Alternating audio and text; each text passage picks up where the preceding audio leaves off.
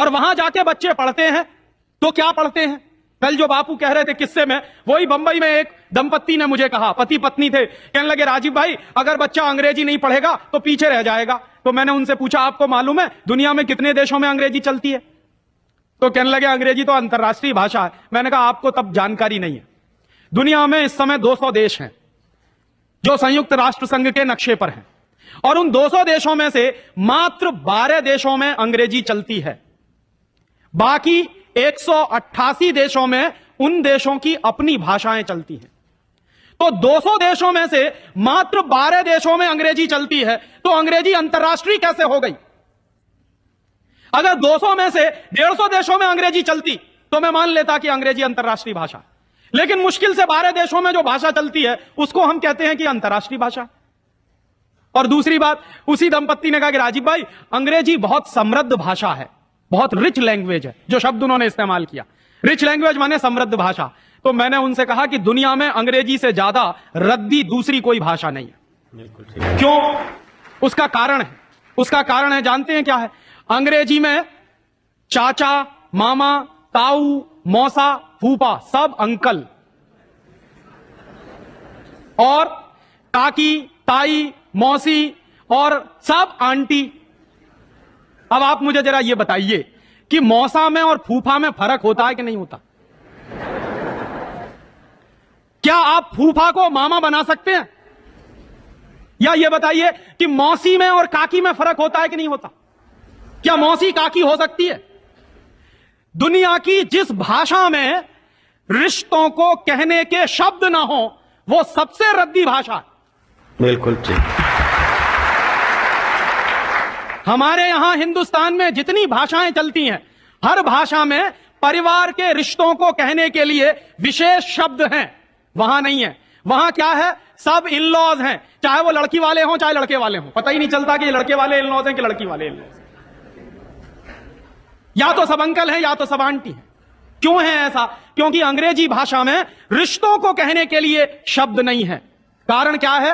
अंग्रेजी भाषा में शब्दों की बहुत कमी है। और अंग्रेजी भाषा में शब्दों की कितनी कमी है? अगर मूल रूप से देखा जाए तो अंग्रेजी भाषा में मात्र 2600 शब्द हैं कुल मिला के। और दुनिया की तमाम भाषाओं से जो उधार लिया है अंग्रेजों ने, फ्रेंच भाषा में से लिए हैं, जर्मन में से लिए हैं, इटालियन में से लिए हैं, लैटिन में से लिए हैं, तो तमाम भाषाओं से जो उधार लिए हुए शब्द हैं वो मिला दिए जाएं तो कुल मिला के बैठते हैं 12,000।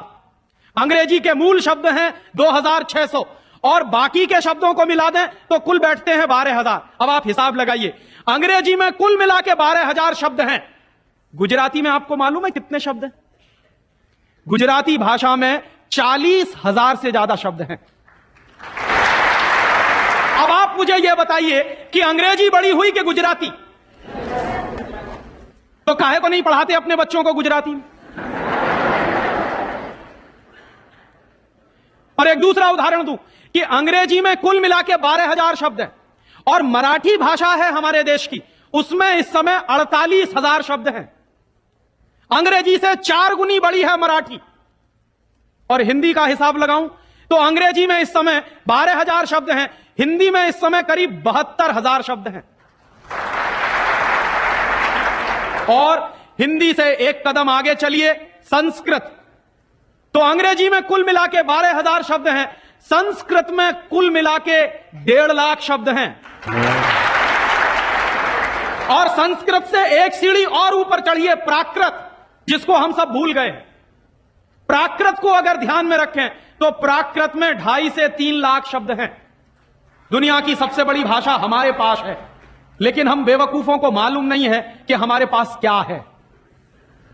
हम पढ़े लिखे इडियट हैं, अंग्रेजी में कहें तो भाग रहे हैं एक ऐसी भाषा के पीछे जिसमें मात्र 12,000 शब्द हैं और अपनी भाषाएं छोड़ते चले जा रहे हैं। और यह जो भाषा की गुलामी होती है यह बहुत खतरनाक होती है। जो आदमी अपनी भाषा बदल सकता है वो किसी दिन अपनी मां भी बदल सकता।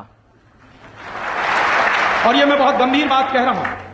आपको कुछ दिन के बाद इस देश में कॉन्वेंट्स में से पढ़कर निकले हुए बच्चे ये कहते मिलेंगे कि वो कहते हैं ना, कॉन्वेंट के बच्चे, उनको तो हर चीज इंपोर्टेड चाहिए, imported car, imported pen, imported pencil, imported television, imported refrigerator. अभी कुछ दिन के बाद कहेंगे कि अब हमको इंपोर्टेड मम्मी पापा भी चाहिए,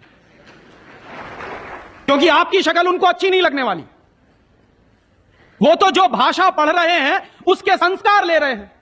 तो अंग्रेजी पढ़ रहे हैं तो अंग्रेजी के संस्कार ले रहे हैं, और अंग्रेजी के संस्कार तो अंग्रेजियत के संस्कार है, और अंग्रेजियत के संस्कार में तो मां और बाप की इज्जत करने की बात उनको कभी सिखाई नहीं गई है। वो तो आपको अभी 2 कौड़ी का मान के फेंक देने वाले।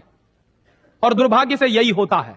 कॉन्वेंट स्कूल से निकले हुए बच्चे जितनी गाली अपनी मातृभाषा को देते हैं, अपनी संस्कृति को देते हैं, अपने परिवार को देते हैं, उतनी शायद कोई नहीं देता। तो मैकॉले जो कहा करता था वो बात आज हमको दिखाई देती है कि कॉन्वेंट में पढ़कर निकलेंगे बच्चे तो ये शरीर से हिंदुस्तानी होंगे, दिमाग से अंग्रेज होंगे। और इसी के संबंध में एक आखिरी बात उसने और कही थी कि ये जो भाषा की गुलामी होती है ये आदमी के स्वतंत्र चिंतन को रोक देती है।